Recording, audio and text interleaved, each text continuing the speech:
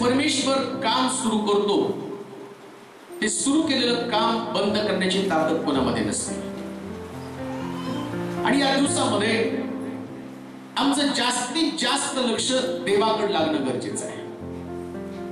देवाला अनेक आशीर्वाद आमच्या जीवनामध्ये आमच्या परिवारामध्ये होतायचे आणि हे आशीर्वाद होत असताना आम्ही घेण्यासाठी आपलं लक्ष त्याच्याकडे लावणं फार गरजेचं आहे. पुष्कळ आशीर्वाद प्रभूनं त्याच्या लोकांसाठी राखून ठेवलेले आहे, परंतु ते आशीर्वाद मिळवण्यासाठी आमच्याकडे चावी असणं गरजेचं आहे.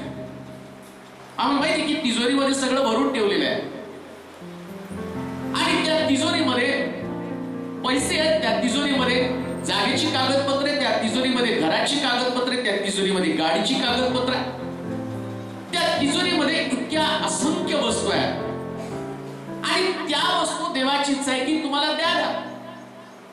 परंतु प्रॉब्लेम असा आहे की बऱ्याच वेळा मी म्हणतो की माझ्या पित्याच्या घरामध्ये भरपूर आहे, माझा बाप श्रीमंत आहे, माझ्या बापाकडे आशीर्वादाची रेलचील आहे. मग एवढा श्रीमंत बाप, एवढं सगळं भरपूर असताना आमच्याकडं त्या प्रकारचे आशीर्वाद का नाही? आमच्याकडं घर नाही, आमच्याकडे जागा नाही, आमच्याकडे शांती नाही, आमच्याकडे आरोग्य नाही. आरोग्य ही संपत्ती आहे. मग आमच्याकडचं आरोग्य निघून गेलेलं आहे, आमच्या परिवाराची शांती निघून गेलेली आहे. आणि अशा परिस्थितीमध्ये मग आम्हाला असं वाटतं की का ते आशीर्वाद मी नुसते पाहायचे का फक्त तिजोरीमध्ये ठेवलेले आहेत आणि ते आशीर्वाद मला मिळवण्यासाठी नेमकं काय केलं पाहिजे? सगळं आरोग्य तिजोरीमध्ये बंद करून ठेवलेलं आहे आणि या तिजोरीसाठी ज्या चाव्या प्रभू येशू ख्रिस्त जाताना म्हटला की मी तुमच्यासाठी चाव्या देऊन चाललेलो आहे, त्या चाव्या दिलेल्या, परंतु कोणती चावी कशा पद्धतीने लावायची ते जर समजलं नाही तर प्रॉब्लेम येणार आहे. आता आमच्या चर्चच्या दाराला वेगवेगळी कुलपं आहेत. कधी कधी काही जण येतात म्हणतात पास्टर द्या मी उघडतो. मी त्यांना म्हणतो तुम्हाला माहित नाही कुठली चावी घालायची आणि ते उघडायचं. मग ते जातात आणि चावी फिरवत बसतात. त्यांना असं वाटतं आणि त्यांना उघडत नाही. मग म्हटलं चावी ती नाही, चावी दुसरी आहे. त्या दाराची चावी वेगळी, बाजूकडच्या दाराची चावी वेगळी आणि सगळ्या दारांसाठी वेगवेगळ्या चाव्या आहेत. एका चावीने सगळं उघडणार नाही, पण एक पंच आहे, त्या चावीचा एक पंच आहे आणि तो तिथं लावून ठेवलेला आहे आणि तो पंच किंवा त्या सगळ्या चाव्या एकाच ठिकाणामध्ये अडकून ठेवलेल्या आहेत, वेगवेगळ्या ठिकाणामध्ये. मग तो पंच आमच्या हातामध्ये येणं गरजेचं आहे. मला वाटतं त्याच्या अगोदर एक वचन वाचूया. यशाचं पुस्तक त्याचा 22वा अध्याय आणि त्याचं 22 वचन वाचू. यशाचं पुस्तक 22वा अध्याय 22 वचन.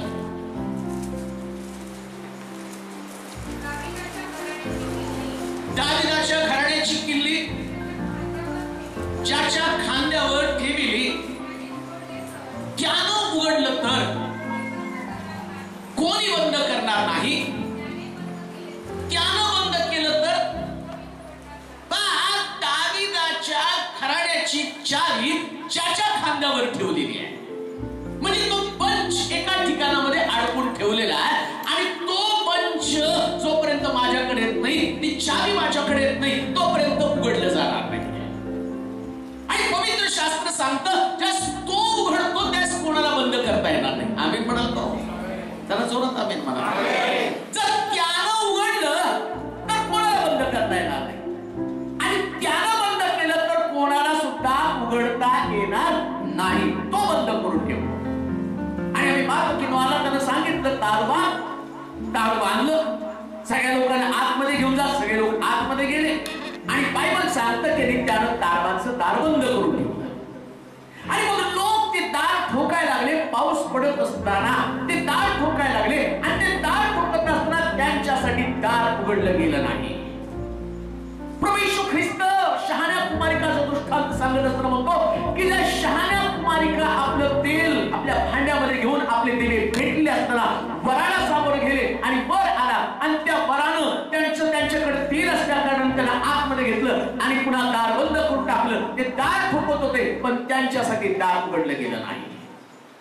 आज आम्ही देखील परमेश्वराकडे जात असताना दार ठोकलं, आरोग्यासाठी दार ठोकलं, समृद्धीसाठी दार ठोकलं, नोकरीसाठी दार ठोकलं, सुखासाठी दार ठोकलं.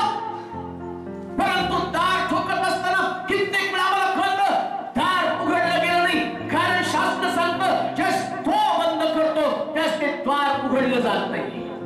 ते दार कधी उघडलं जात नाही. आणि मला माहिती आहे की दरवाजावरती कोणतर व्यक्ती आली, आम्ही त्याला खास प्रकारचं एक आणि काच लावलेली आहे आणि त्या काचेतनं पाहतो आणि मग बारीक तोंड असतं ते मोठं दिसतं नाही का.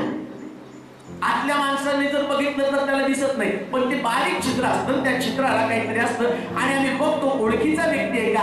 आणि तो ओळखीचा व्यक्ती त्यानं दाराला तोंड लावलेलं असतं आणि बरोबर मग आम्ही म्हणतो नाही चोर नाही ओळखीचा व्यक्ती आहे आणि त्याला आतमध्ये घेतो. तसं ज्यावेळेस तुम्ही दार ठोकता ते दार ठोकत असताना एक पासवर्ड त्या दाराला गरजेचं आहे. पासवर्ड.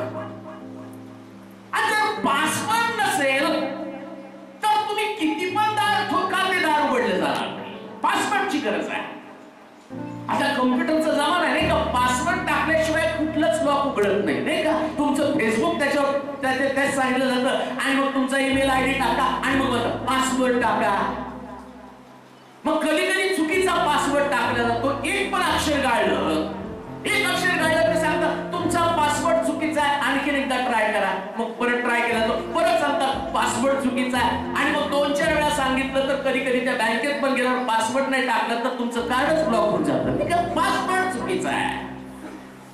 काही लोक जात आहेत प्रभूकडे मागण्यासाठी आणि जोपर्यंत पासवर्ड माहित होत नाही तोपर्यंत मिळत नाही. आता त्या तरुणाला सांगितले त्याची साक्ष खूप सुंदर आहे. ज्यास तो पहिल्यांदा पीटर त्याला चर्चकडे घेऊन आला आणि त्यांनी सांगितलं पास्टर त्याच्यासाठी प्रार्थना करा, खूप डिप्रेशन मध्ये आहे. पण आता एकदा दुपारी त्यांनी फोन केला, म्हटलं पास्टर आम्ही तुम्हाला भेटायला येते. म्हटलं ये. आणि मग तो आला, तो सांगू लागला स्टोरी. तुम्हाला काय वाटतं की त्यांनी साक्ष सांगितली 10-20 लाख नाही किती 20 कोटी रुपये त्यांना नुकसान झाले. 20 कोटी. एक दुपारी तो आला, म्हटलं की परिस्थिती आमची फार वाईट आहे. ज्या व्यक्तीकडे 20 कोटी रुपयाचा लॉस सहन करतो तो म्हटला की परिस्थिती आता आमची की वाईट आहे की एक वेळ जेवलं तर दुसऱ्या वेळेस जेवायला मिळेल का नाही याची गॅरंटी नाही.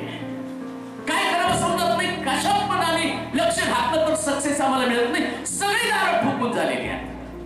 काय करावं ते समजत नाही. नेमकं कशा पद्धतीनं आणि आमच्या जीवनातला हा अपयश, आमच्या जीवनातलं पराजय आणि ते सक्सेस कसं मिळवावं ते समजत नाही. काय करायला पाहिजे कळत नाही. ते म्हटले तू चर्च मध्ये ये आणि चर्च मध्ये तुला सगळं काही हळूहळू समजेल.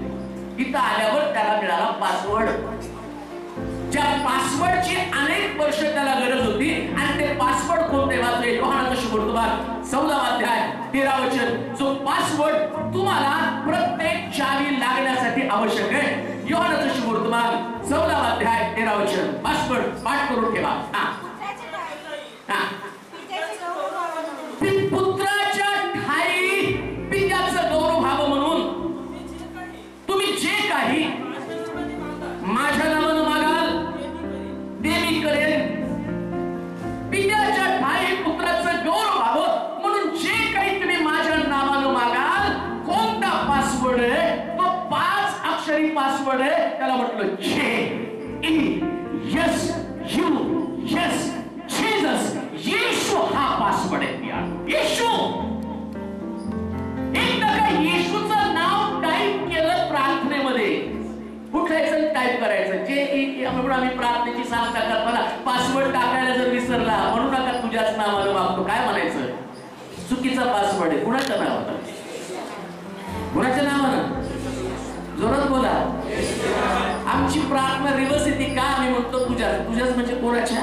मुलाच्या, बाबाच्या, नवऱ्याच्या, बायकोच्या, कोणाच्या नावानं? येशूच्या नावानं.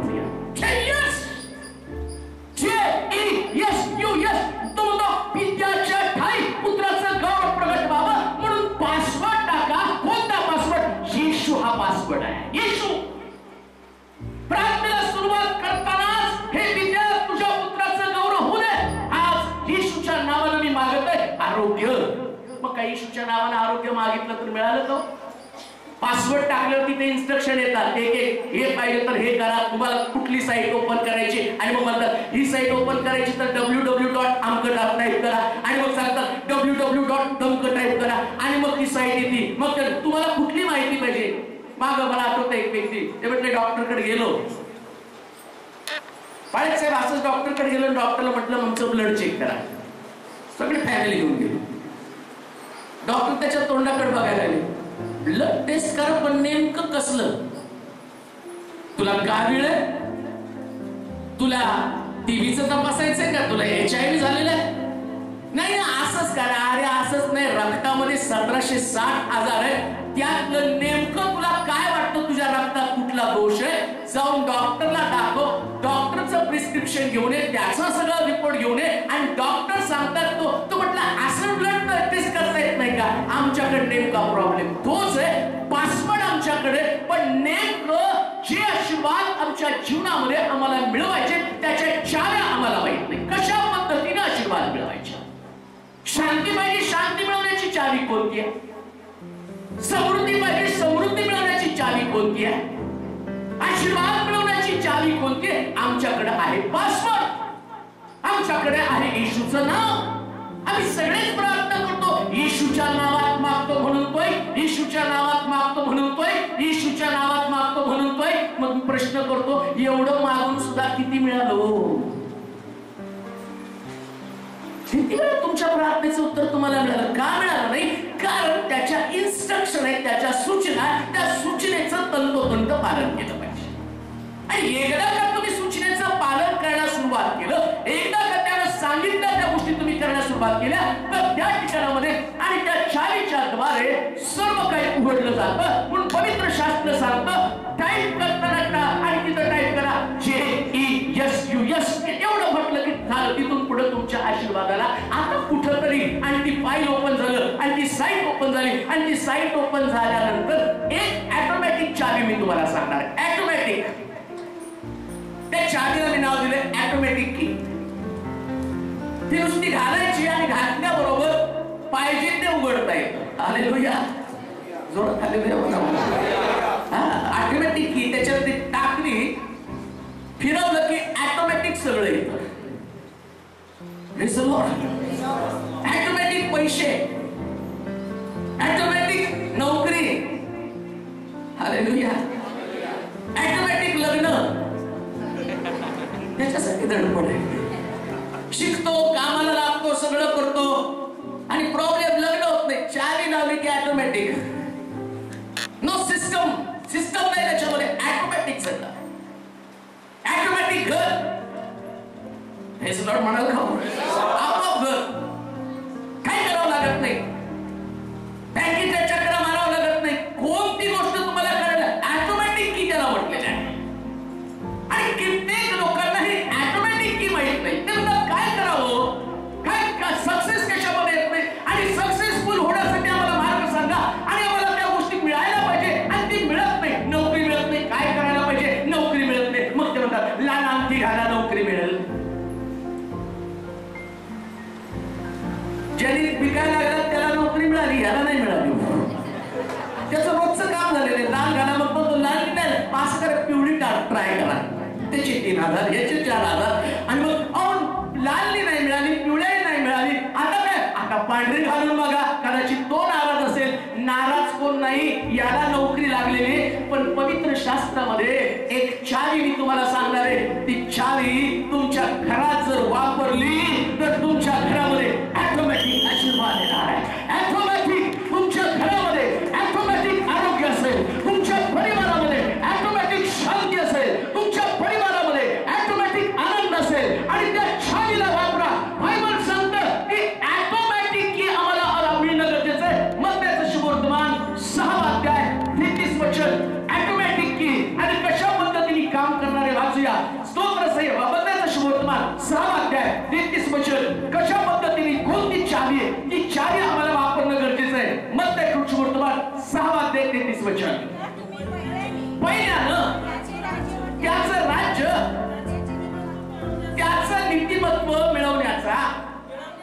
मिळवण्यासाठी त्यांच्या बरोबर ऑटोमॅटिक सगळ्या गोष्टी मिळवण्याची पहिली चावी काय? धार्मिकता. प्रेज लॉर्ड म्हणा का? जरा जोरात प्रेज लॉर्ड म्हणा. धार्मिकतेची चावी वापरली रे वापरली. एकदा का धार्मिक बनला, धार्मिक बनल्याशिवाय तुमच्या जीवनामध्ये बाकीच्या वस्तू येऊ शकत नाही. मग तो म्हणतो पहिल्यांदा धार्मिक बनायला सुरुवात कर. धार्मिक बनणंच कठीण आहे. हो सगळं ते आपण धार्मिक नको नाही. असं करा ना, 2 ड्रायव्हर चर्चला आलं तर तुमचं इशू ऐकल का? आमचा इशू तुमच्यापेक्षा जास्त भारी आहे. हालेलुया. जरा जोरात म्हणून हालेलुया. एक काम करा ना, तंबाखू दारू सोडत नाही, प्रार्थना करतो, येतो तुमच्या चर्च मध्ये, माझ्या डोक्यावर हात ठेवून हलवून हलवून प्रार्थना करा. आणि जोपर्यंत तुमचा इशू आणि मला नोकरी देत नाही तोपर्यंत दारू सोडतो. आणि एकदा का नोकरी लागली की मी दारू परत प्यायला सुरुवात करतो. तो म्हणतो ऑटोमॅटिक चावी आहे. इथं तू दारू सोडायची, इथं तू तंबाखू टाकायची, इथं तू चर्च मध्ये जायचं, इथं तू देवाची आराधना करायची. आणि जर तू धार्मिक बनायला सुरुवात केलं, धार्मिक बनल्याबरोबर ऑटोमॅटिक सगळ्या गोष्टी यायला सुरुवात होतात. देवाच्या लोकांना पहिल्यांदा धार्मिक बना. तर धार्मिक बनला तर तुम्हाला बाकीच्या गोष्टी मिळवण्याची गरज नाही, पण राष्ट्रीय लोकांना तसं करावं लागतं.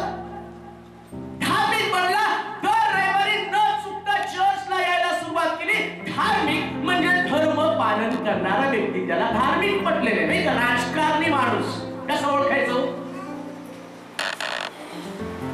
सारखं बोलतो मोदीचं असं झालं, सोनिया गांधीचं तसं झालं, राहुल गांधीला नॉलेज नाही, याला जास्त नॉलेज आहे. मग तो म्हणतो हे सत्तेवर येणार, ते सत्तेतनं जाणार, याचं गणित असं. त्याच्या डोक्यात दुसरं काय नसतं. तो आल्यावर इथं मराठा समाज जास्त, इथं लिंगायत समाज जास्त, इथं हा समाज, कारण त्याचं बोलणं सगळं राजकारणी बोललंय. जर तुम्ही आणि व्यापारी मनुष्य पाहिल्याबरोबर तो लगेच झाल्यावर व्यापाराविषयी बोलतो. धार्मिक मनुष्य फक्त पवित्र शास्त्राविषयी बोलतो. फक्त पवित्र शास्त्राविषयी बोला. कोण भेटलं की देवाच्या गोष्टीविषयी बोलायला सुरुवात करा. आणि जर देवाच्या गोष्टीविषयी तुम्ही बोलायला सुरुवात केलं, धार्मिकतेविषयी बोलायला सुरुवात केलं, नियमित चर्चला यायला सुरुवात केली, परमेश्वराची आराधना करायला सुरुवात केली, देवाच्या वचनाचं कथाकूट करत बसला, देवाच्या वचनाची कास तुम्ही धरली आणि परमेश्वराचं वचन, धार्मिक मनुष्य दुसरं काही करत नाही. बरेच लोक म्हणतात चर्चला येण्याची खूप इच्छा आहे, पण एक रविवार जर भरला ना तर जरा जास्त पैसे मिळतात म्हणून यायला पाहिजे. अहो एक रविवार भरून तुम्ही किती मोठं कमवलेलं आहे, पण तुम्ही धार्मिक जर बनला तर देव तुम्हाला उत्तम दिल्याशिवाय राहणार नाही. देव तुमच्यासाठी समृद्ध अशा आशीर्वादाची ओपनिंग केल्याशिवाय राहणार नाही. धार्मिक बना.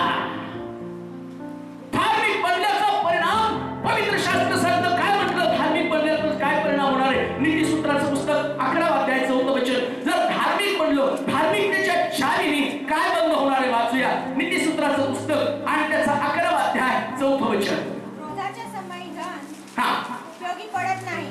क्रोधाच्या समयी धन उपयोगी पडत नाही. धन उपयोगी पडत नाही. धार्मिकता मृत्यूपासून सोडवते. धार्मिक बनल्यावर सगळ्याला भीती मरणाचीच नाही का? छातीत कळ मारली तरी असं वाटतं अटॅक अटॅक. छातीत कळ मारलं, आता अटॅक जवळ आहे आणि रात्री मरणार. सगळ्याला बोलून घ्या. सगळे बोलत इकडून तिकडून. छातीत दुखायला लागलं बरं का मम्मीच्या, लवकर या. कशाला घालवतो बिचारीला? शास्त्र सांगतं कशाचा उपयोग नाही हो देवाच्या क्रोधासमोर? धन उपयोगी पडत नाही. धन उपयोगी पडत नाही, पण धार्मिकता मृत्यूपासून सोडवते. अहो किती धन मिळवण्याचा प्रयत्न केला, मनुष्याला वाटतं जीवन कशासाठी? धन मिळवण्यासाठी. माझ्याकडे भरपूर पैसे आहेत, आता मला काळजीचं कारण नाही. आता किती पण काय झालं ना, मला चांगली नोकरी आहे, माझ्याकडे पैसा आहे, आता मरण मला चुकणार नाही. अरे बाबा इंजेक्शन घेशील, पण देव तिथं त्या इंजेक्शनच्या सगळ्या फंक्शनला आडवून ठेवतो. तो म्हणतो धार्मिक नाही, आतमध्ये काम करू नकोस, त्याला जाऊ दे गपचूप. तो म्हणतो आई गोळी आतमध्ये चालली नको रे. नको काम करू. आणि ते डॉक्टरचा रिस्पॉन्स नाही हो. कसा रिस्पॉन्स असेल? धार्मिकच नाही तो. हालेलुया. आणि धार्मिक माणसाची वाट बघत बसतात लोक. ते म्हणतात मरायला लागलो होता कस काय दिवस आला. अहो धार्मिकतेने त्याला माघारी आणलं. हालेलुया. निरोगी होण्यासाठी धार्मिकतेची गरज आहे. रायचियसनेस. धन मिळवण्याचा प्रयत्न करू नका.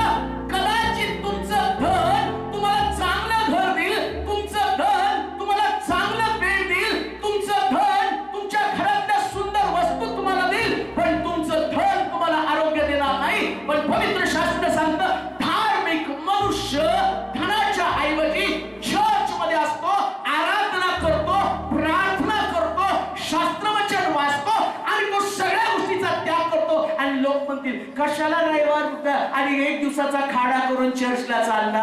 अरे बाबा 6 दिवस मला बीपीचा त्रास नको, शुगरचा त्रास नको, डोकं दुखायला नको, छातीत दुखायला नको, रात्री चांगली झोप यावी, माझा पैसा दवाखान्यात जाऊ नये म्हणून मी चर्चला चाललो. तुम्ही धन्य लोक आहात, तुम्ही धार्मिक आहात म्हणून तुमचा चर्चचा तुमचा पैसा डॉक्टरकडे जाणार नाही. तुमचा पैसा डायरेक्ट बँकेत जाईल. हालेलुया. म्हणाल का जोरात हालेलुया म्हणा. आपण बँकेत लोक तुम्हाला दिल फक्त बँकेत काय करू प्रभू देतोय जातच नाही पैसा दुसरीकडे. हालेलुया. धार्मिक मनुष्य सर्व प्रकारच्या विकारापासून मृत्यूपासून देव त्याचा बचाव करत आहे. मृत्यूपासून बचाव करण्याची ज्यावी धार्मिकता. कसा मृत्यू जर तुम्ही धार्मिक बनला कारण बायबल सांगतं त्याच्या तंबूजवळ कोणता व्याधी सुद्धा फिरकत नाही. 91 स्तोत्र 10 वचन वाचूया. स्तोत्र 91 आणि त्याच्या 10व्या वचनामध्ये काय म्हटलं? जो धार्मिक मनुष्य परमेश्वराच्या मार्गामध्ये चालणारा मनुष्य त्याच्या संबंधानं काय म्हटलं? 91 स्तोत्र आणि 10 वचन. म्हणून कोणतं सुद्धा काय हो कसलं बरेच लय प्रॉब्लेम हो. बाळाचा बिहे केला की दुसरा येतो. धार्मिक बन ना. तुम्ही प्रार्थना करून गेलात ते बरं झालं दुसरं आलं. आणि मग कुठवर तू आबाळ फाटलं त्याला ठिगळ कुठवर लावणार रे. सगळं आबाळ फाटलं इकडून तिकडून. ना चर्चला जात नपा वचन वाचत आणि ना देवाच्या अस्तित्वावरती विश्वास आहे. ज्याच्याकडे देव नाही त्याचं जीवन अरिष्टानं गेलेलं जीवन आहे. जो परमेश्वराच्या मंदिरात नाही त्याचं जीवन अरिष्टानं भरलेलं जीवन आहे. ज्याला देवाची ओळख पटलेली नाही त्याचं जीवन अरिष्टानं भरलेलं जीवन आहे. आणि तुमच्याकडे बाकीचं काही नाही हो. काहीच नसू द्या. शिक्षण नसलं तरी देवाला धन्यवाद द्या. आणि तुम्हाला काय जोरात वाजवा. माझ्याकडे शिक्षण आहे. शिक्षण आहे काय करणार तुझं शिक्षण सांग बघ ना. MBBS झालेले डॉक्टर शिक्षण घेतात आणि मग चालतात हो. नाकात नळी घातली नाकपुड्याला आणि लावलाय ऑक्सिजन आणि डॉक्टर वाचवा. तो मी काय देव आहे का? म्हणजे तो सुद्धा सांगतो अरे वाचायचं तर देवाकडे जावं लागेल. मी काय देव आहे? याकोबाची पत्नी याकोबाकडे गेली आणि ती भांडायला लागली. अरे बघ मला लेकरू नाही, मला लेकरू दे. तू कसं मला लेकरू देत नाही? याकोब काय म्हणलं मी काय देव आहे का तुला लेकरू द्यायला? देवाच्या जागी का मी? सगळं काही देणारा देव आहे. आणि जर देव नाही तर अरिष्ट टपून बसलेला आहे. आणि धार्मिक मनुष्य म्हटल्याबरोबर तो त्याच्या भोवती देव कुंपण घालायला सुरुवात करतो. म्हणून तर देव सैतान असं देवाकडे गेला तो म्हटला अरे तोच तुझा सेवक आहे, तुझं फुकट भय वाढत नाही, तू काय केलंय? त्याच्यावर कुंपण घातलं. मी किती वेळा म्हटलं तर कांबळ्या तिला पाडावर मारावं, पडतात पण परत उठतात का? आणि तो कुंपण घातलेलं आहे. पडतील हो पण मरणार नाही का? कारण धार्मिकतेचं कुंपण आम्हाला सुरक्षित ठेवतं. धार्मिक व्यक्ती सुरक्षित राहतो. धार्मिकता तुमचा बचाव करत आहे. मृत्यू तुम्हाला गाठू शकत नाही कारण तुम्ही धार्मिक आहात. मृत्यूला तुमच्या टॅबलेटची भीती नाही. हालेलुया. जोरात हालेलुया म्हणाल का? कधी कधी लोक बीपीच्या गोळ्या घेऊन फिरतात आणि वाटेत कुठं झालं तर पटकन खायचं. मृत्यू त्याला घाबरत नाही. पण तू खा तरी मी तुला निवडून जातो. आणि तुमच्याकडे ती गोळी नसती, तुमच्याकडे असती धार्मिकता. तुम्ही जाता तिथे छाती धडधड रस्त्यात पडतात, तेवढ्यात कुठून चालू लागता आणि मग डॉक्टर सांगतात अहो तुम्हाला अटॅक येऊन गेला, तुम्ही कसं काय वाचला? तुमच्या धार्मिकतेने तुम्हाला वाचवलेले. देव धार्मिकाचा बचाव करत आहे. धार्मिकता ही चावी आहे रोगापासून मुक्त होण्याची. धार्मिकता ही चावी आहे मृत्यूपासून बचाव करण्याची. धार्मिकता ही चावी आहे तुमच्या परिवारामध्ये येणाऱ्या अनिष्टाला बचाव करण्याची. तुमचं घर संकटातून वाचवण्याची चावी धार्मिकता. आणि धार्मिकता तुम्ही मिळवण्याचा प्रयत्न करा. प्रथम त्याचं नीतिमत्व धार्मिकता मिळवा, बाकीच्या गोष्टी आपोआप मागे येतील. आपोआप एक चावी टाकली धार्मिकता, दुसरी धार्मिकता टाकली. काय पण होते जगाची उलटा पालट होत्या. एकीकडे तुमच्या घरात भांडण असेल तरी कोपऱ्यात बसून प्रार्थना.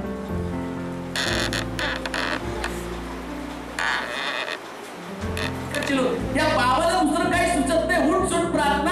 आणि बाकीचं काय? अगं बाई याच्यासाठी तर मी प्रार्थना करतो. Hallelujah, hallelujah.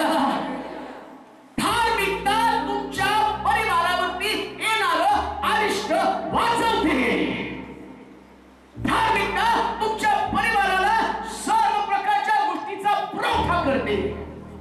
आणि म्हणून येशू म्हटला प्रथम त्याचं नीतिमत्व, त्याचं धार्मिकता मिळवा, बाकीच्या गोष्टी आपोआप तुमच्या मागे येतील. देवाच्या लोकांनो, बाकीच्या गोष्टीसाठी तुम्हाला श्रम करण्याची गरज नाही. नोकरी नाही, नो प्रॉब्लेम. लेकरू नाही, नो प्रॉब्लेम. घर नाही, पगार नाही, फायनान्स नाही, नो प्रॉब्लेम म्हणून चालत नाही. पण त्याच्याकडे एक गोष्ट तर पाहिजे ना, चावी. हालेलुया. आणि म्हणतो नो प्रॉब्लेम बाई. अहो प्रॉब्लेम चावी नाही तर प्रॉब्लेम एका पाठोपाठ साठत जाणार आहे. आणि ज्याच्याकडे चावी आहे तो म्हणतो काळजीचं कारण कसं झालं थोडं. आणि नाही हो बाळक साहेब, आर्थिक प्रश्न फार मोठा. बसा बसा. नाही हो मुलाला शाळेत घालायचं, चांगल्या कॉलेजला ऍडमिशन. बसा बसा जरा 5 मिनिटं बसा. नाही नवरा खूप अहो बसा हो. नाही तुम्हाला माहित नाही का माझ्या मुलीचं घट. अहो बसा. चावी आहे ना, ती चावी देतो तुम्हाला.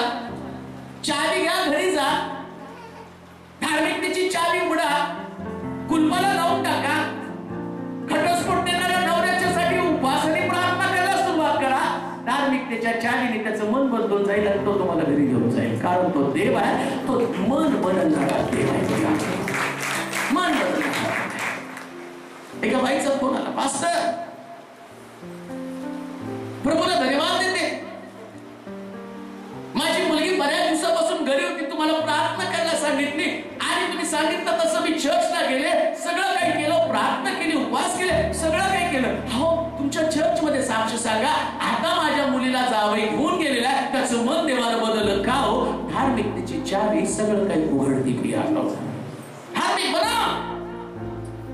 आणि धार्मिक बनताना लोक तुम्हाला नावं ठेवतील, पण लोकांना लोकांचं काम करावं द्या, तुम्हाला तुमचं काम करायचंय. आम्ही म्हणाल का?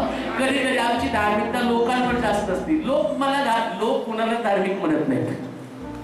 त्यांनी येशूला म्हटलं नाही, तुम्हाला काय म्हणणार आहे तो? ते येशूला त्यांनी सोडलं नाही, उलट तू धार्मिक आहे तर हे कशाला करतो? तू धार्मिक आहे तर तू असं का? तू ते तुमच्यातला दोष शोधणार आहे, पण तुम्हाला तरी तुमची धार्मिकता टिकवून ठेवावी लागणार आहे का? कारण ही चावी जर हरवली, सगळं करताना आम्ही चावीचा गठ्ठा काही लोक चांदीमध्ये लावून कमरेला ठेवतात.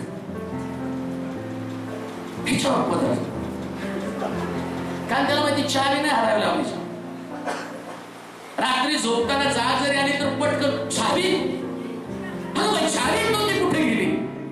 इतकी चावीची काळजी. धार्मिकतेची चावी जर हरवली, मग तुमचे आशीर्वाद तुमच्या जीवनामध्ये कधी येणार आहे? देवाच्या लोकांनो, कोणत्याच गोष्टीमुळे तुमची धार्मिकतेची चावी हरवू देऊ नका. नाही चावी हरवायची. प्रार्थना बंद होऊ नका, चर्चला यायचं बंद होऊ नका. सैतान तुमची चावी चोरण्यासाठी तुमच्या मागं मागं फिरतो. मला कोणीतरी सांगितलं परवा घरी प्रार्थना गेलो, सोलापूर स्टेशनवर एक मनुष्य निवांत झोपला, 20,000 कमरेला घेऊन सोलापुरात जागते रवय आपलं शहर नाही का. त्याला बिचारायला माहित नाही, स्टेशनवर झोपला, तोंडावरती घेऊन एक छोटं पोरग त्याच्या बिचारायचे गपचूप प्लेट काढलं मारलं 30,000. आणि तो तिथं म्हटला, हो 20,000 होते हो, आता जायला गाडीला पैसे नाहीत. ते म्हटलं बाबा 50 रुपये घे, चहा पाणी कर, घरगाठ. कारण तिथं झोपला तो झोपला. तुमची चावी तुमच्या जागृतीमुळे टिकून राहणार आहे, पण एकदा का तुम्ही झोपला की तुमची चावी निघून जाणार आहे. आध्यात्मिक झोप येऊ नका. तुमची धार्मिकतेची चावी तुम्हाला वाचवणार आहे. अनेक प्रकारचे आशीर्वाद तुमच्या जीवनामध्ये येणार आहे. आणि पवित्र शास्त्र सांगतं धार्मिकता ही चावी आहे. त्यानंतर दुसरी चावी आपण वाचूया, मत्तयाचं शुभवर्तमान त्याचा 21वा अध्याय आणि त्याचं 22 वचन. मत्तयाचं शुभवर्तमान 21वा अध्याय आणि त्याचं 22 वचन. पहिली चावी धार्मिकता, दुसरी चावी जी तुमच्या जीवनात आशीर्वाद आणणार आहे ती चावी कोणती आहे. आणि तिथं म्हटलेले वाचूया आपण वचन, मत्तयाचं शुभवर्तमान 21वा अध्याय 22 वचन. आणि तुम्ही विश्वास धरून जे काही मागाल ते सर्व काही तुम्हास मिळेल. दुसरी तुमची चावी आहे ती प्रार्थना. काय म्हटलं, तुम्ही विश्वास धरून जे काही कोण मागालो, कोण दिले, बोला जोरात सगळे. आम्ही म्हणा हो, कोण सगळं तुम्ही करा हो. तुमचं देव लवकर ऐकतो. इकडं मी पण देव माझा ऐकतो, माझ्यावर टाका ओझं. सोलापूरचं टाका, ह्याचं टाका, त्याचं टाका तुमच्या घरात. बायबल सांगतं प्रार्थना ही तुमच्या मागणीला मान्य करून घेण्याची चावी आहे. प्रार्थना. प्रभू येशू ख्रिस्त त्याच्या जीवनामध्ये त्यानं अनेक प्रकारच्या गोष्टी केल्या, पण तो मागत असताना पहिल्यांदा प्रार्थना केली. कोणता चमत्कार करण्याच्या अगोदर. आता येशू ख्रिस्ताला तर सगळ्यात अधिकार दिला. तो म्हटला असता चला चालायला लागा, दोन बाजूला कडा आणि पेत्रा ये बरोबर आहे, सॉरी लाजरस बाहेर असं म्हटलं असतं. तसं नाही केलं त्यानं. लगेच लाजरसला कबरेत ठेवल्यावर तो म्हटला, हे पित्या तू माझं नेहमीच ऐकतो म्हणून मी तुझे आभार मानतो. प्रार्थना केली आणि प्रार्थना केल्यावर मी परवा बोलता बोलता बोललो एका घरामध्ये, लाजरस हा कधी येशू घरात आल्यावर प्रार्थनेला बसत नव्हता. आणि शास्त्रातली धार्मिकता नाही तर कोण आहे हो, मृत्यू थांबतो. लाजरसची वाट बघत होता. आज या लाजरसला न्यायचंच बरोबर. आणि तेवढ्यात येशू घरात आला. सगळेजण घरामध्ये प्रार्थनेला बसली. मार्था, मरिया, सगळे शेजारी पाजारी जमले. आणि जमल्यावरती एवढ्या त्या ठिकाणामध्ये आणि येशू त्याला वचन सांगायला लागला. आणि येशूची नजर शोधायला लागली. आणि ते ब्रदर नाही दिसत घरामध्ये. मटण आणायला गेले. तुमची प्रार्थना होती ना, या लोकांना जेवण करण्यासाठी मटण आणायला गेले लाजरस ब्रदर. आणि लाजरस बाहेर खाटका बरोबर गप्पा मारत होता. कारण त्यांची मेजबानी होती घरामध्ये. आणि तेवढ्यामध्ये मरणाचे सगळे जंतू इकडं तिकडं फिरता फिरता सैतान म्हटला घुसू द्या याच्यात. हा प्रार्थनेला बसत नाही. आता सगळे जंतू रोग याच्या शरीरामध्ये जाऊ दे. आणि त्याच्या शरीरामध्ये ते सगळे जंतू शिरले. आणि शिरल्यावरती इकडं प्रार्थना संपली. आणि दुसऱ्या दिवशी लाजरस का आजारानं गाठलं आणि लाजरस आजारी पडला. आणि तेवढ्यात मरीनं निरोप पाठवला, अहो तुमचा मित्र आजारी पडला, येशू ये ना घरी प्रार्थनेला. आणि तिकडं बायबल सांगतं देवानं मन बदलल्याशिवाय कोणाचंच मन बदलत नाही. इकडं येशूचं मन पित्याला कठीण केलं. अरे तो प्रार्थनेला बसत नाही, प्रार्थनेला जाऊ नको त्याच्या घरामध्ये. आणि ते वाट पाहायला लागले. ओ आता येशू त्याला बरं करल, येशू त्याला बरं करल, येशू त्याला बरं करल. आणि येशू पोचण्याच्या अगोदर मृत्यू तिथं पोचला. आणि लाजरस मरून पडला. आणि लाजरस मरून पडल्याबरोबर सगळ्या लोकांनी रडून रडून गाव गोंधळ जमा केलं. आणि त्याला नेऊन त्या कबरेमध्ये पुरलं. आणि पुरल्यावरती तेवढ्या 4 दिवसाने येशू आला. येशू आल्याबरोबर त्या बहिणीनं तू असता तर मेला नसता. येशूच्या जागी मी असतो तर म्हटलं असतो तो चर्च मध्ये असतो तर मेला नसता. Hallelujah, hallelujah. जरा जोरात म्हणावं हालेलुया. कधी कधी म्हणतो नाही ते आमच्याकडे असते तर आमचं पतन नसतं झालं. तुम्ही इथं असता तर कशाला नसतं पतन झालं. आमच्या घरी प्रार्थना असती तर आमच्या घरी तुमच्या घरी करण्यापेक्षा तुम्ही चर्च मध्ये जर हजर असता तर आज हा मृत्यू तुझ्याकडे आला नसता. आणि मग या पित्यानं या देवानं लाजरसला मारून टाकलं. आता येशूला माहितीये, नीट ऐका मी काय तुम्हाला सांगतो, मी उघडण्याची चावी प्रार्थना कशी ते तुम्हाला समजावून सांगत आहे. आजपर्यंत कधी सुद्धा मेलेली व्यक्ती जिवंत झाली नाही. फक्त त्या आलिशाच्या प्रेतानं त्याच्या हाडानं एक व्यक्ती जिवंत झाला जुन्या करारामध्ये. पण नव्या करारामध्ये आता लाजरस अशा प्रकारची व्यक्ती आहे की तिला जिवंत होण्याच्या आशाने 4 दिवस त्याचं प्रेत मरून पडलेलं आहे, सडलेलं प्रेत आहे. आणि देवाची इच्छा मुळीच नाही की आता लाजरसला परत जिवंत करावं. आणि जर त्याला जिवंत राहायचं असतं तर त्याला मरू दिलं नसतं. पण तो मेला आणि मेल्यावर आता येशूला लाजरसला जिवंत करायचं. मग तो प्रार्थना करायला सुरुवात करतो.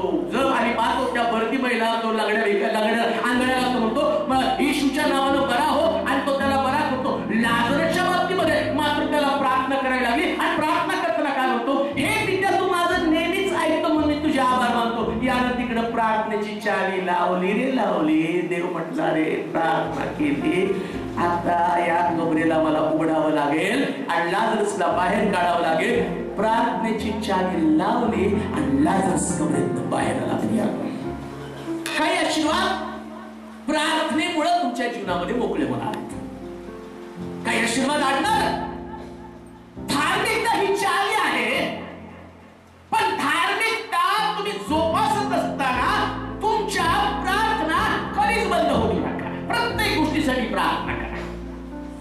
येशू ख्रिस्ताकडे फार मोठा समुदाय बसलेला आहे.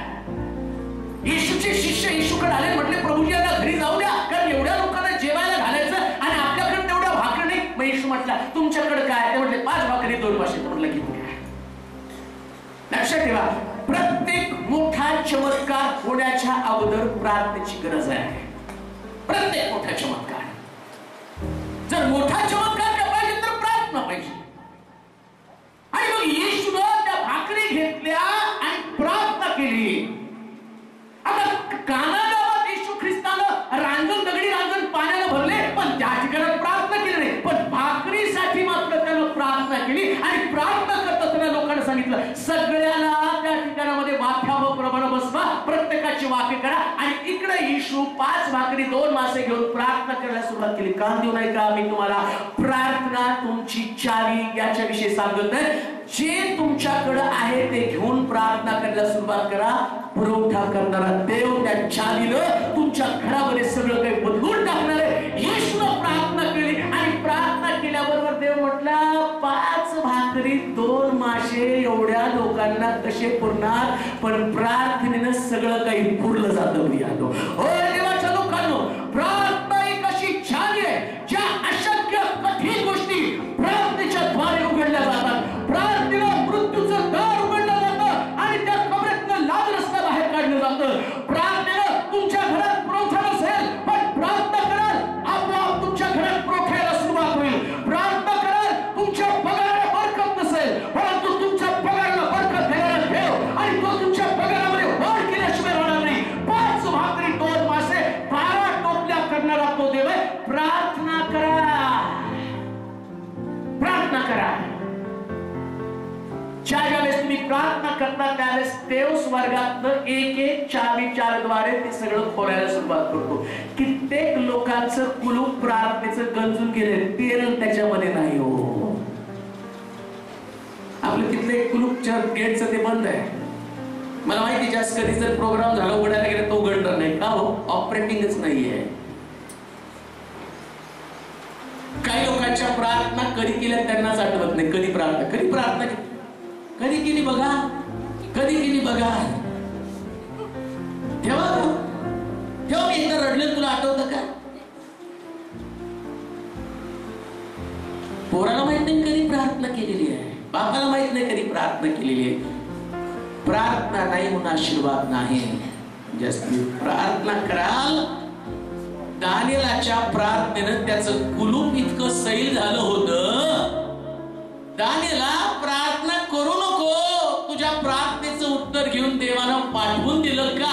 कारण त्या चावीला इतकी सवय झालेली होती. मी तर म्हणतो दानिएलाने ती चावी काढल्यावर चावी उडून कुलपात जाऊन बसत होती आणि ती म्हणत होती काळजी करू नको, आता काय पाहिजे देव, अरे बाबा मागू नको रे, तुला काय पाहिजे तुझं मन मी जाणून घेणारा व्यक्ती आहे. आणि देवाने त्याला उत्तर दिलं, अशी प्रार्थना करा की तुमच्या प्रार्थनेला सुरुवात होईल आणि तुमच्या घरात आशीर्वाद घ्यायला सुरुवात होईल. अशी प्रार्थना करा त्या प्रार्थनेला तुमच्या परिवारामध्ये आशीर्वादाची नदी व्हायला सुरुवात होईल. अशी प्रार्थना करा ज्याच्याद्वारे तुमच्या कुटुंबामध्ये आशीर्वाद व्हायला सुरुवात होईल. शास्त्र सांगतं त्यानं उघडलं तर कोणाला बंद करता येणार नाही आणि त्यानं बंद केलं तर कोणाला उघडता येणार नाही. आता त्यानं तुमच्या प्रार्थनेनं उघडलं, आता कोण बंद करणार आहे सांगा बरं. हालेलुया. जोरात हालेलुया म्हणा. तुम्ही जर प्रार्थना करायला सुरुवात केली, बरेच लोक म्हणतात प्रार्थना करा आमच्या दारात लिंबू पडायला लागलेत.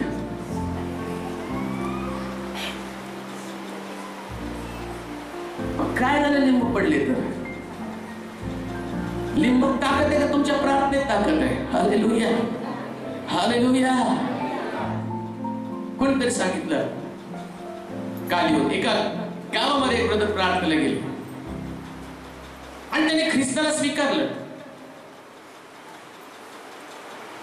आमच्या शेतामध्ये काही घ्यायला तयार नाही, कारण त्यांच्याकडं ते दगड नाचवणारे, मी पहिल्यांदाच ऐकलं त्यांच्याकडे 5 दगड आहेत. त्यांच्याकडे 5 दगड आहेत. आम्ही काय करायचं म्हणलं की ते दगड घेऊन बसते. प्रार्थना करा तुम्ही ते दगड गल्ल्यात पण 5च दगड घेतले ते जे यस यू यस प्रार्थना केली आणि ते सगळे दगड पडून गेले. हालेलुया. जगामध्ये अशी एक शक्ती आहे ख्रिस्ती लोकांकडे, ती प्रार्थना आहे आणि ती प्रार्थना चालू केली जाते सगळे भूत पळायला सुरुवात होतात. हालेलुया म्हणाल का जोरात? जरा जोरात हालेलुया म्हणाल. अशांतीचं भूत येतं, ते बसतं आणि इकडे तुम्ही प्रार्थना करायला लागलं, त्याला प्रश्न पडतो कुठं घुसू कुठं घुसू कुठं घुसू. आणि तुम्ही प्रार्थना करताना ज्या घरात प्रार्थना नाही अशांतीचं भूत घुसतं आणि ते म्हणतात ह्यांच्या घरात प्रार्थना झाल्यापासून आमच्या घरात अशांती. तुमच्या घरात चालू करा, तुमच्या घरात पण शांती येईल. कारण प्रार्थनेनं तुमचं घर मोकळं होतं. प्रार्थना प्रार्थना प्रार्थना प्रार्थना एवढी प्रार्थना करा की सैतानाला वेटिंग वर बसवलं पाहिजे, कधी घुसू याच्या घरामध्ये. हालेलुया. तुम्ही थांबल्याशिवाय त्याला कशी एंट्री मिळेल? मग तो वाट पाहतो होता. आम्ही पाहतो योबाच्या घराच्या बाहेर सैतान वाट पाहत होता कधीतरी हा मनुष्य माझ्या तावडीत सापडेल. आणि शेवटी एक दिवशी निराश होऊन देवाकडे आला. देव हसायला लागला. क्या हो गया brother? Lucifer how are you? एकदम निराश. काय करू तुझं? तो योग सकाळी उठल्यापासून नुसतं प्रार्थना करत आहे. मग तुझं काय म्हणणं आहे? काय तो प्रार्थना करतो, तू खुशाल सगळं काय त्याला देतो. तरी प्रार्थना केल्यावर त्याची उंट, त्याची गाडी, त्याला लेकरं, त्याला बायको सगळं काय तो देतो प्रार्थना केल्यावर. आणि मला तर वाटलं त्याला प्रश्नात पकडावं. अरे तू प्रार्थना करत आहे. ते म्हटलं ठीक आहे, त्याला तुझ्या हाती देऊन टाक. एवढी प्रार्थना करत होता की सैतानाला त्याच्या जीवनामध्ये काम करायला वेळ नाही. प्रार्थना कराल तर सैतानाचं कार्य तुमच्या जीवनात कसं घडेल हो? जर प्रार्थना केली तर सगळे आशीर्वाद मोकळे. प्रार्थनेची चावी वापरा. बरेच लोक प्रार्थना करत नाही, चावी वापरत नाही, म्हणून त्यांच्या जीवनामध्ये आशीर्वाद नाही. पण आजपासून रोज प्रार्थना करा, तर रविवारी चर्च मध्ये उपदेश होणार नाही, नुसत्या साक्षीच होतील. हालेलुया हालेलुया म्हणाल का जोरात? जोरात हालेलुया म्हणा. मला नाही उपदेश केला तरी चालेल, पण माझी इच्छा आहे प्रार्थनेच्या द्वारे तुमच्या जीवनामध्ये साक्ष निर्माण व्हावे. साक्ष निर्माण तुमच्या जीवनात घडवा. तुम्ही म्हणाल मी या गोष्टीसाठी प्रार्थना केली. बघा मी प्रार्थना केली देवाने सगळं. आता योगेशने सांगितलं. त्यांच्या घरी गेल्यावर ते एक स्टोरी सांगायला मी म्हटलं कसलं ते सांगत होता बिचारा. त्याची आई रडून लेकरं माझे रस्त्याने पळायचे, त्याचे वडील तलवारी मागे घेऊन लागल्यावरती पोरांच्या पायाला फोडायच्या, पाय चिरायचे. ज्यास मी घरामध्ये गेले तर तो माझा नवरा त्याचं डोकं फिरल्यावरती एक दिवशी तो चिडला, रागवला आणि मला असं काहीतरी त्याने माझ्या तोंडावरती ऍसिड टाकलं. मी बाजूला सरकले, कशी जळाली, मी वाचले. जेव्हापासून येशू आमच्या घरात आला, प्रार्थनेचं वातावरण निर्माण झालं. आमच्या घरातल्या सगळ्या पिढ्या निघून गेल्या. येशू आल्यामुळे जी शांती आमच्या घरात निर्माण झाली, आमचे नातेवाईक विचारले तुमच्या घराचं परिवर्तन कसं झालं, ते म्हटले फक्त प्रार्थनेनं परिवर्तन झालं. ही चावी आहे. दुःख पीडा नाहीशी करण्याची ती चावी आहे. नोकरी मिळवण्याची ती चावी आहे. घर मिळवण्याची ती चावी आहे. यश मिळवण्याची ती चावी आहे. लक्षात ठेवा, जर तुमच्या जीवनात काही कमी असेल तर प्रार्थनेच्या चावीला ते कमी पण घालून टाका. रोज प्रार्थना करायला सुरुवात करा. कशी प्रार्थना करायची त्याला काही फार मोठं सूत्र नाही. अलंकारिक शब्द, कधी कधी मला वाटतं प्रार्थना म्हणजे फार अलंकारिक शब्द, इतके शब्द की कधी कधी देवालाही समजतात कधी शंका आहे. त्याला डिक्शनरी घेऊन बसू लागते. देवाला सगळं माहिती पण जोक झाले. आम्हाला समजत नाही त्याला काय बोबड्या मोडक्या तोडक्या शब्दात बरेच लोक आम्हाला प्रार्थना करण्याची इच्छा लिहून द्या. काय लिहून देणार तुम्हाला प्रार्थना करायची? जसं माझ्याशी बोलता तसं देवाशी बोला. याकोब तिथं देवाबरोबर रात्री झगडत होता, रात्रभर त्याच्याशी झगडला आणि सकाळी म्हटलं मला जाऊ दे रे. देव आता पाठ झाली, जाऊ दे की बाबा. कसली रात्रभर प्रार्थना असेल? सकाळी म्हणून मला जाऊ दे, मला आशीर्वाद दिल्याशिवाय जाऊ दे. एकच शब्दाची प्रार्थना. रात्रभर रडला आणि जाता जाता देवाने विचारलं, असं रडा देवाजवळ घरी, असं रडा, असं रडा, असं रडा, रडत रडत रडत रडत मागलं काय नाही आलं तर नुसतं रडत राहा. कारण बायबल सांगतो तो रडून देवाशी झोंबी केली रात्रभर आणि सकाळी देव त्याला म्हटलं, याकोबा काय पाहिजे? आशीर्वाद पाहिजे, दिल्याशिवाय जाऊ देणार नाही. आता उघडलंस तर बंद कोण करणार आहे? प्रार्थना उघडलंस, आता सगळे आशीर्वाद मी तुला देऊन जात आहे. प्रार्थना ही एक चावी आहे प्रिया. प्रार्थना करा. प्रार्थना थांबू देऊ नका कोणत्याही परिस्थितीमध्ये.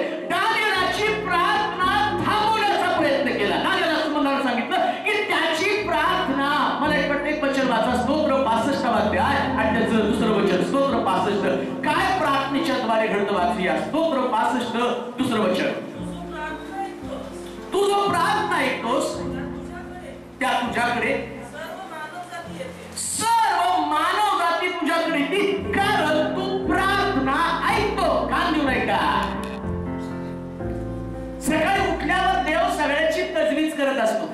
माझ्या परिवारासाठी प्रार्थना करताना तो म्हणतो चला देलोरे पास्टरच्या घरामध्ये त्याच्या नाश्त्याची व्यवस्था व्हायला, म्हणजे तू त्याला सांगतो जा नाश्ता विष्टा सगळं व्यवस्थित, त्याच्या आईला आरोग्य दे, तिने जर ती चांगली धडधड ढाकत राहिली तर ती नाश्ता बनवेल, त्याच्या गाडीत पेट्रोल आहे का बघ. हे सगळं काम सकाळी उठल्यावर देवदूतांच्या द्वारे आणि तो त्याच्या दूताला सांगतो. दूत आल्यावर सगळं व्यवस्थित बघतात, व्यवस्थित गाडी जाती येते, सगळं काही चाललेलं असतं आणि देवाचं काम हे अहोरात्र 24 तास चाललेलं असतं. पण एक दिवशी मात्र देव थांबतो. कधी माहिती का? तुम्ही प्रार्थनेला बसल्याबरोबर देव सगळ्या दूतांना आज्ञा करतो स्टॉप. आता कुणी सुद्धा गडबड गोंधळ न करता जरी त्यांनी आपलं काम थांबवा आणि देव प्रार्थना तुम्ही करायला लागल्याबरोबर एवढं मोठं जगाचं नियंत्रण करणारा मोठा ऑफिसर,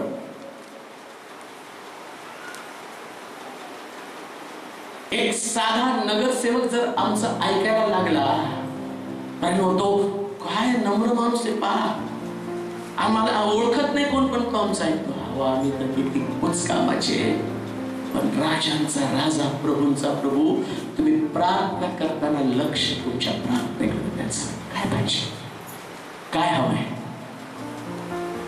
शास्त्र सांगतं प्रार्थनेच्या वेळेस देव सगळं काम बंद करतो आणि त्याचे काम तुमच्या प्रार्थनेकडे लागले जातात आणि देव ऐकतो.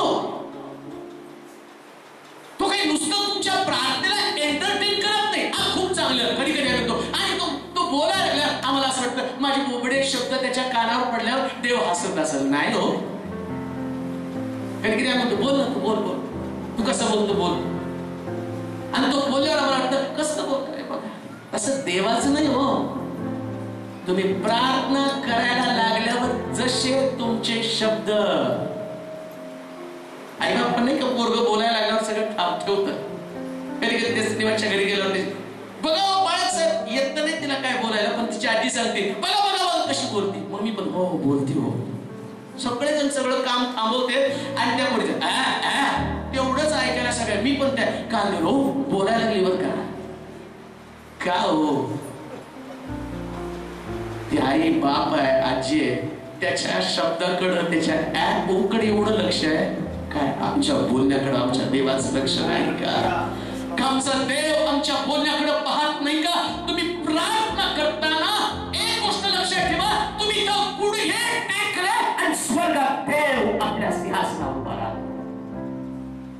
तुम्ही प्रार्थना करायला सुरुवात केल्याबरोबर देव सगळं कामकाज थांबवतो आणि तुमच्या शब्दाकडे त्याचे कान लागले जातात आणि ती प्रार्थना ही तुमच्यासाठी चावी आहे आणि त्या चावीच्या द्वारे शास्त्र सांगतं की सर्व चमत्कार, प्रत्येक न घडणारा चमत्कार, अशक्य कोटीतला चमत्कार, अशक्य कोटीतली गोष्ट प्रार्थनेच्या द्वारे शक्य केली जाते. प्रार्थना असेल तर अशक्य गोष्टी शक्य होतात. अशक्य गोष्टी शक्य. असं काही टीव्ही लावला तर टीव्हीवरती एका बाईची साक्ष सांगितली जाते एकदम सुंदर चलचित्रपटाप्रमाणे. दोघं नवरा बायको, ते म्हटले नवीन लग्न झालं आणि मग लोकांनी विचारलं काय गोड बातमी? ते म्हटले होय माझी पत्नी प्रेग्नंट आहे आणि आता मला लेकरू होणार आहे. आणि ते म्हटले सगळं काही सुरळीत असतानाच डॉक्टरकडे गेलं. डॉक्टर म्हटले लेकरू मेलं. आणि ते म्हटले दोघं रडायला लागलो. तेव्हा दिलंच तर मारलंच कशाला? मग लेकरू मेलं. 1 दिवस गेला, 2 दिवस गेले, वर्ष गेलं, 2 वर्ष गेलं, आता लेकरू व्हायला तयार नाही. काय करावं? माझी बायको रस्त्याला जात होती आणि जाताना ते लोक म्हणायचे चला पटकन आतमध्ये, कारण ती पांढऱ्या पायाची बाई आहे आणि तिचं तोंड जर पाहिलं तर आपल्या घरातलं कुठलं काम होणार नाही. आणि ते म्हटले जर लग्नाच्या कार्यक्रमाला बांगड्या घालायला, ते म्हटले हिला बांगड्या घालू नका कारण हिला लेकरू होत नाही. आणि ते म्हटले अशा प्रकारचं हिनवलं. मी कुठल्या कार्यक्रमाला जात नव्हते. माझा नवरा घरी आल्यावर विचारायचं का सगळ्याच्या हातात बांगड्या, तुझ्या हातात बांगड्या नाही का? ती सांगायची की मला लोकांनी बाहेर काढलं, तू अपशकुन आहे, तुझं लेकरू मेलं, आता तुला या कार्यक्रमामध्ये स्थान नाही. मी माझा नवरा प्रार्थना करायला लागले. 15 वर्षांनी देवानं मला लेकरू दिलं आणि ते म्हटले कसे त्याचे उपकार मानावे ते कळत नाही. देवानं प्रत्येकाची तोंड बंद केली. प्रार्थना अशक्य गोष्टी शक्य करते. प्रिया, प्रार्थना एक चावी आहे. ती चावी आहे. तिला हरवू देऊ नका कोणत्याही परिस्थितीमध्ये. प्रार्थनेच्या द्वारे अशक्य गोष्टी, कोणत्या गोष्टी शक्य होतात. आणि म्हणून प्रार्थना एक चावी. आणखी एक वचन वाचूया, लुका दशवर्तमान ना आणखी एक चावी संबंधाला वाचूया. लुका दशवर्तमान 6 अध्याय 38 वचन. आणखी एक चावी संबंधाला सांगितलेले वाचूया. 4 चाव्या परंतु पाहू किती चाव्या होतात. त्या म्हणजे तुम्हाला दिले जाईल. त्या म्हणजे तुम्हाला दिलं जाईल. चांगलं माप दाबून हलवून शीख भरून तुमच्या पदरी कसं पाहिजे हो तुम्हाला? कसं वाचा की दुसरा भाग वाचा. कारण ज्या मापाने तुम्ही मापून द्याल, ज्या मापाने तुम्ही मापून द्या त्याच मापाने तुम्हाला परत मापून देण्यात येईल. पुन्हा देण्यात येईल. त्याने त्यास दाखवला नाही अगोदरच वचन वाचा. त्या म्हणजे तुम्हाला त्या म्हणजे तुम्हाला दिलं जाईल. चांगले माप दाबून हलवून शीख घालून तुमच्या पदरी घालतील. कारण ज्या मापाने तुम्ही द्या त्याच मापाने तुम्हाला तुम्हाला मिळवायचंय. श्रीमंत होण्याची चावी कोणती? श्रीमंत सगळ्या लोकांना श्रीमंत व्हायचं. कोणाला व्हायचं नाही, सगळ्यालाच व्हायचं. आहे का कोणी तर बसलेलं नाही? प्रार्थना मुलगी देताना पूर्वी म्हणतो ते काय नाही, एक वेळेचं जेवण दिलं तरी चालेल. आता 10 वेळा घरात जाऊन बघून येतात. आता तर विचार सासूचं वय किती, म्हणजे किती वर्ष जगणार आहे, माझ्या मुलीला किती त्रास आहे. घरात कोणाकोणाचे लग्न झाले आणि कोण बिना लग्नाचा त्रास होईल का? आणि देण्याच्या वेळेस 10 वेळा चौकशी करतो आणि मग म्हणतो की आता द्यायला काय हरकत नाही, कारण अर्ध्या भाकरीसाठी जगणारे लोक नाही. आणि आज सकाळी त्या ठिकाणामध्ये एक वचन ऐकलं. त्या वचनामध्ये असं म्हटलं, देवानं या जगामध्ये आम्हाला सामान्य लोक म्हणून जगण्यासाठी पाठवलं नाही, तर आमचं जीवन हे उच्च प्रकारचं असावं यासाठी जगामध्ये देवानं मला पाठवलं आहे. आणि देव या जगामध्ये पाठवत असताना देवाची इच्छा की त्याच्या लोकांनी आम्ही म्हणालो जरा जोरात आले मला आणखी जरा जोरात म्हणा. तेव्हा आता सगळ्यांनी येणार दिवसात चर्च मध्ये 4 व्हीलर मध्ये या. कोणच आपण म्हणायला तेव्हा काही लोकांना वाटतं कसं काय 4 व्हीलर पेट्रोल 90. कारच्या किमती वाढायला लागल्या. देवाला वाटतं सगळ्यांनी स्वतःच्या बंगल्यात राहावं. सुशिल्ली बांधलाय तसा, स्वास्ती बांधलाय तसा. येणार मी तुमच्या बाजूला जागा नसली तुमचं पाडून बांधणार आहे. शास्त्र सांगतं की तुम्ही श्रीमंत असावं, तुम्ही धनवान असावं, पण धनवान बनण्याची इच्छा आहे.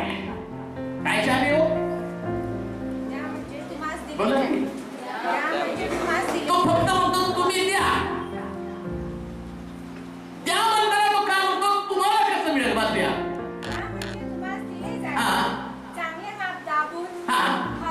हलवून तुमच्या पदरी घालतील. काय हो तुमच्या पदरी कसं घालतील? कसं? आम्ही देताना नेहमी देताना कसं फुगून देतो मुद्दाम टाकतो, हलवत नाही. असंच राहू दे, नीट घेऊन जा. फुगवतो मी मा दिलं बरं का. भरून भरून आणलो. काय किती चांगले शेजारी भरून दिलं आणि घरात गेल्यावर तो डब्बा ठेवल्यावर फुस सगळा. आता प्रॉब्लेम घेणारा नसतो कारण तिने बघितलं ना माप कसं दिलं, पण त्याला लाज वाटते घेत देणाऱ्याला. आता जगातला नियम असा आहे आमचा देव तर श्रीमंत देव आहे. प्रिया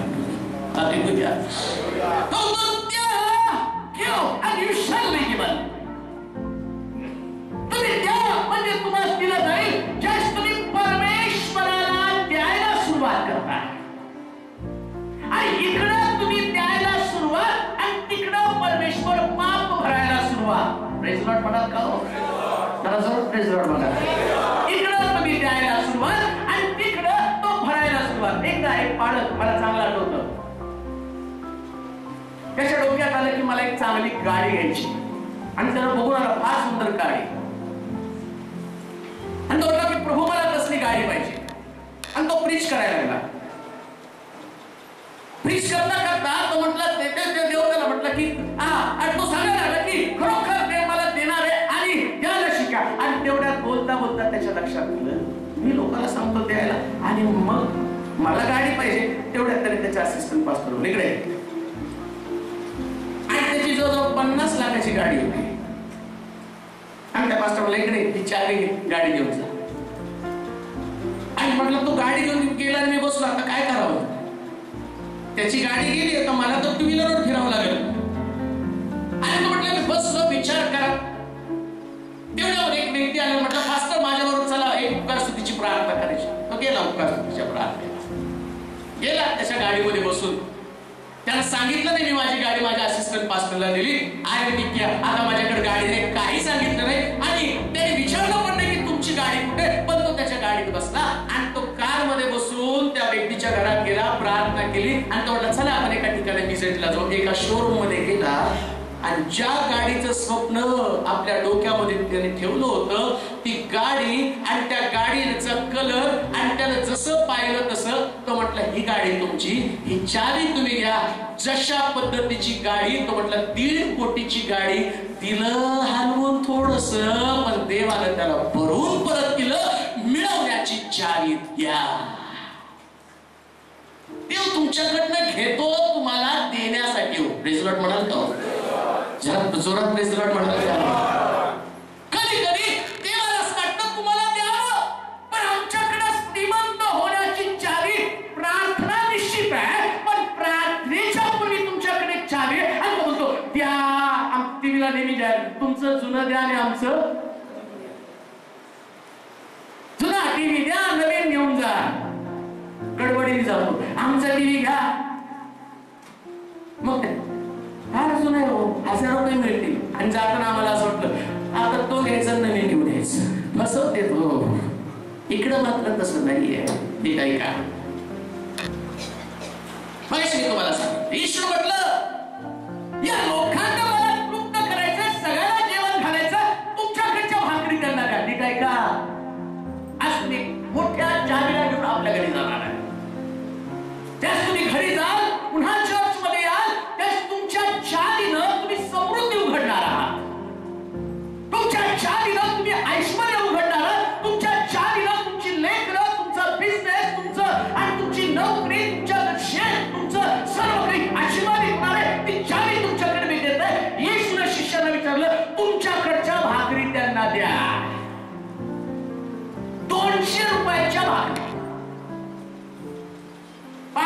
भाकरी 200च्या नव्हत्या, पण 200 रुपये त्यांच्याकडे होते.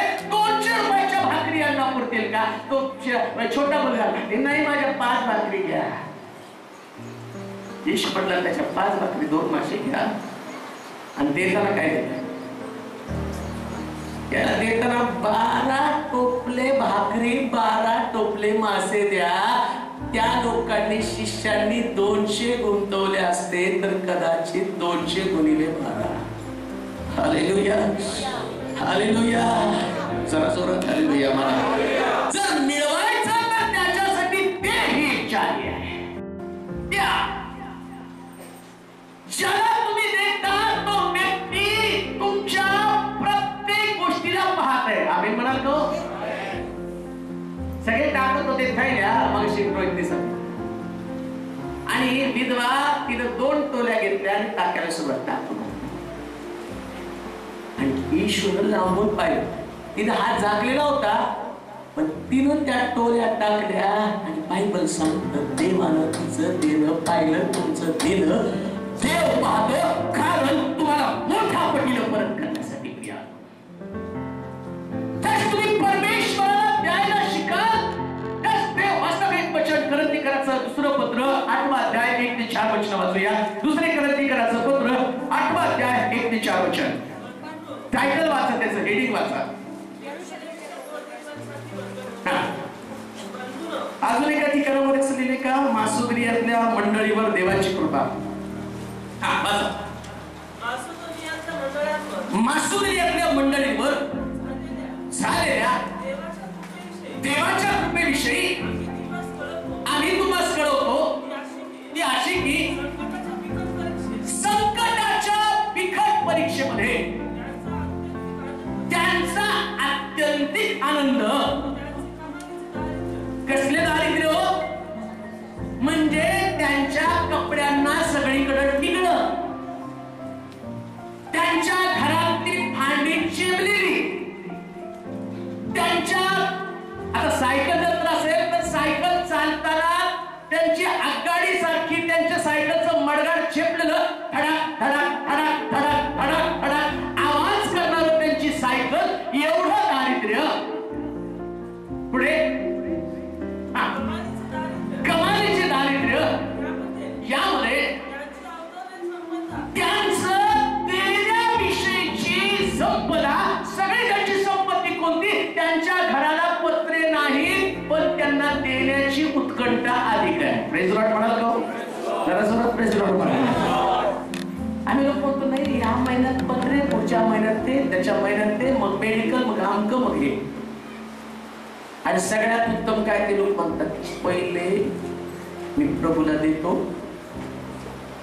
देव म्हणतो तुझ्या घरातलं सगळं दारिद्र्य घालवण्याचं काम माझं आहे. हालेलुया, जरा जोरात हालेलुया. कधी कधी तुम्ही देवाला कोणत्या हेतून द्यायचं? शाळेत जाते ते लेकर फार हुशार असतात.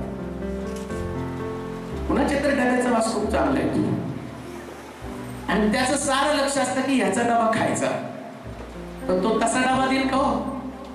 मग आम्ही काय म्हणतो, ए माझ्या मम्मीने भाजी खूप सुंदर केली, तू खाऊन बघ ना, आमची मम्मी फार भारी. तुझी मम्मी नाही, त्याच्या मम्मीची भाजी तुला खायची असते. मग तो काय, माझा डबा खा ना. मग तो त्याला त्याचा डबा खायचा असतो. मग तो एक घास खा, एक घास खाल्ला, अजून एक घास खा. मग तो नको बस झालं, अरे अजून एक खा. आज सगळा डबा खायला होतो, आता माझा खाल्ला, तुझा दे. तुमचं साधं तुम्ही देवाकडे द्या आणि त्याचं भारी तुम्ही मिळवा. हालेलुया. मिळवण्याचं माध्यम तुमचं साधं प्रभूकडे द्यायचं. काय म्हणजे तुम्हाला दिलं नाही. पुढे काय म्हटलं हो, कमालीचं दारिद्र्य. यामध्ये औदार्य संपदा विपुल झाली. त्यांनी आपल्या शक्तीप्रमाणे शक्ती पलीकडं आपण दान दिलं अशी मी साक्ष देतो. काय आग्रहपूर्वक मागितलं की हो, आम्हाला सहकार्य करून रिक्वेस्ट केली त्यांनी. ओ पाळत साहेब, गरीब आहे, गरीब पाळत साहेब, मला परिस्थितीत देवाला द्यायची इच्छा आहे, तुम्ही प्रार्थना करा, आमच्या बँकेत भरपूर पैसे येतील, मग आम्ही तुम्हाला देऊ. ज्यावेळेस तुम्ही गरीब आहे त्यावेळेस देवाला द्यायला शिका, कारण देवाला तुम्हाला श्रीमंत करायचं असतं, कारण आमच्या देवाला त्याच्या संपन्नतेनं तुम्हाला द्यायचं असतं. ही चावी आहे. जर तुम्हाला देवाकडचं मिळवायचं तर देवाला तुमच्यातलं द्या, तुमच्यातलं उत्तम द्या. त्यांनी त्यांची गरिबी, त्यांचं दारिद्र्य, त्यांचं कमाईचं दारिद्र्य देवाला द्यायला सुरुवात केली. जेवढं आहे तेवढं विंडलेलं आपल्या दोन टोल्यात तिचं दारिद्र्य त्या असणाऱ्या दानकोशामध्ये टाकलं. आणि बायबल सांगतं देवाला तिच्या संपन्नानं तिथं असं म्हटलं, तिची आठवड्याची उपजीविका, आठवड्याचा पगार तिनं त्याच्यात टाकला. आता मग प्रश्न असा पडला, आठवड्याभर तिनं काय केलं? आठवडाभर देवानं तिला खायला घातलं. Hallelujah, hallelujah. मला तुमच्या घरातलं तुम्ही खाता त्यापेक्षा देवाच्या घरातलं खाणं सगळ्यात उत्तम नाही का?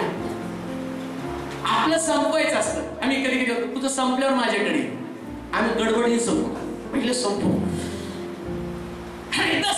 मग त्या विधवेच्या घरामध्ये गेला आणि म्हणलं भाई भाकर घेऊन ये. आणि ती म्हणली बाबा एकच भाकर आहे, मुलगा खाईल, मी खाईल, बरे. अगं घेऊन ये भाकर, बघू नंतर. मी याला तर तुमच्या दोघांना मी पुरतो, काळजी करू नको, तू पहिले भाकर घेऊन ये. आणि तिने भाकर आली, ती भाकर खायला लागला, ती बघायला लागली, भाकर खातो. एक दिवसाची भाकर मुलगा खाणार, मुलगा पण ताटाकडे बघायला लागला, घासाकडे बघायला लागला. बायबल सांगतं त्याने भाकर खाल्ली, म्हटलं जा तुझी काटबत घेऊन ये. तिने काटबत आणली, त्या काटबतीवर हात ठेवून प्रार्थना केली. पवित्र शास्त्र सांगतं एक भाकर संपणार होती, पण 3.5 वर्ष तिच्या टोपल्यातली भाकर संपली नाही, कारण ज्यास तुम्ही देता त्यास प्रभूपासून मिळवता. देवापासून मिळवण्याचं चावी द्या. ज्यास तुम्ही प्रभूला आपल्या उपजीविकेतनं द्यायला सुरुवात करा, त्यास मला तुम्हाला सांगू द्या, देव कधीच कुणाच्या ऋणात राहत नाही. आम्ही म्हणालो जरा जोरात आम्ही म्हणा. अहो साधा आमच्या घरात कुणी आहे केला तर आम्ही धारणा, आम्हाला टेन्शन येतं. त्यांनी दिलं आणि मग वाट होतो कधी यांचा कार्यक्रम येतो, एकदाच यांच्याला देऊन टाकतो. देवाला तुम्ही दिल्यावर तो पण वाट बघत नाही का कधी कार्यक्रम येतो, याची नोकरीच्या संबंधानं याचा कुठला कार्यक्रम आहे. ज्यास नोकरीच्या संबंधानं देव उत्तम नोकरी देईल, ज्यास बिझनेसच्या संबंधानं देव उत्तम बिझनेस देईल. ज्यास घराचा विचार कराल देव देण्याच्या वेळेस तुम्हाला सर्वोत्तम करतो, कारण देवाला तुम्हाला द्यायचं सर्वोत्तम, आणि सर्वोत्तम देण्यासाठी तुमचं साधं देवाला देऊन टाका. आम्ही म्हणालो साधं देवाला देऊन टाका. हे माझं साधं आहे, 2 टोले घेऊन टाक, 1 भाकरी घेऊन टाक, 5 भाकरी 2 मासे घेऊन टाक. ज्याने दिलं तो म्हटला आई साखाला वेळीवरती दे, तो म्हटला घेऊन टाक, इसाकाला देऊन टाकतो. त्याचा आनंद इसाक आहे, त्याचा आनंद आहे, तो म्हटला घेऊन टाक. ते म्हटला दे इसाक, तो घेऊन गेला. इसाक ठेवलं वेळीवर, ये प्रभू इसाकच पाहिजे घेऊन टाक, याच्यापेक्षा वेगळं काय मागितलं असेल तर दिलं असतं. तेवढ्यामध्ये स्कुला चालू थांब, मागं वळून बघ येड काय केलं.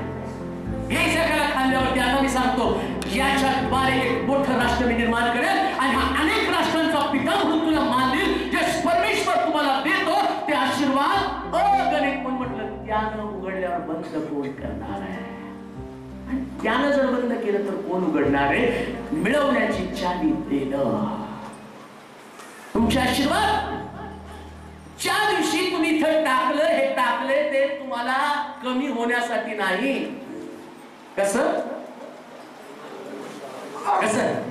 हलवून, कसं अजून म्हणून याच्यावर पण जाताना तुम्हाला असं द्यावं लागेल, सांगणं नाही का. म्हणून शिरोशी सावकाश चालावं लागेल. इतके आशीर्वाद की तुम्ही मला प्रभूचे आशीर्वाद संभाळता नाही. आम्ही गरीब होतो पण प्रभूने तुम्हाला श्रीमंत केला, ही तुमची साक्ष असणार आहे. आणि लक्षात ठेवा, काही लोकांचं गरिबी पण त्यांचं दारिद्र्य दूर न होण्याचं कारण ते देवाला देऊ शकले नाही. त्यांना असं वाटतं देवानं माझी गरिबी दूर केल्यावर मी देवाला देईल. नाही हो, ती चावीच आहे. इकडं द्यायचं, इकडं देवाचं उघड आहे. सगळं वेगळं. तो काय म्हणतो, आधी काय म्हटलं म्हणजे आधी बोला, आधी आणि पहिले आधी असं प्रभू दे आमची मागणीची स्टाईल दे रे. लास्ट पण वाटची दिलेलं नसतं, दे रे. तिकडे म्हणतो नाही रे, दे रे यार. दे मी दे.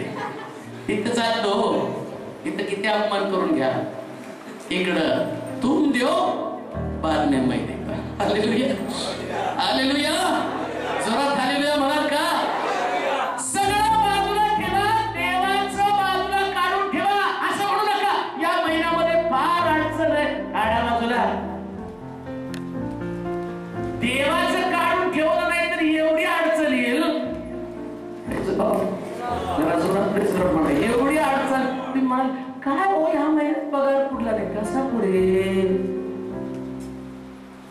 त्या म्हटल्याची चावी तुमच्याकडे नाही. ते म्हणतात नाही, देवाकडे भरपूर आहे. आम्ही देवाकडे भरपूर आहे, त्याला काय गरज आहे? त्याला गरज आहे, तुम्हाला गरज आहे, म्हणून तुम्हाला मिळवायचंय, त्याच्यासाठी तुम्हाला द्यावं लागेल. देणं ही देवापासून घेण्याची चावी आहे. त्या म्हणजे तुम्हाला दिलं जाईल. मिळवण्याची चावी देणं, प्रार्थनेची चावी अशक्य गोष्टी मिळवणं. एक चावी राहिली ती परत कधी तरी सांगेल. पण लक्षात ठेवा, ज्यावेळेस चाव्या आमच्याकडे असतात त्यास आम्ही सगळं काही मिळवतो. आणि शास्त्र सांगतं धार्मिकता एक अशा प्रकारची चावी की त्याच्यात सगळं काही मिळवलं जातं. देव करून तुम्हाला मला प्रत्येकाला या चाव्या आपल्या जवळ राहण्यासाठी प्रभू आमचं सहाय्य करू. आपले डोळे आपण बंद करू, आपल्या जागृत बनवूया, नतमस्तक होऊया, प्रभूकडे मागू. प्रभूला म्हणू की प्रभू या चाव्या आमच्या जवळ राहण्यासाठी सहाय्य कर.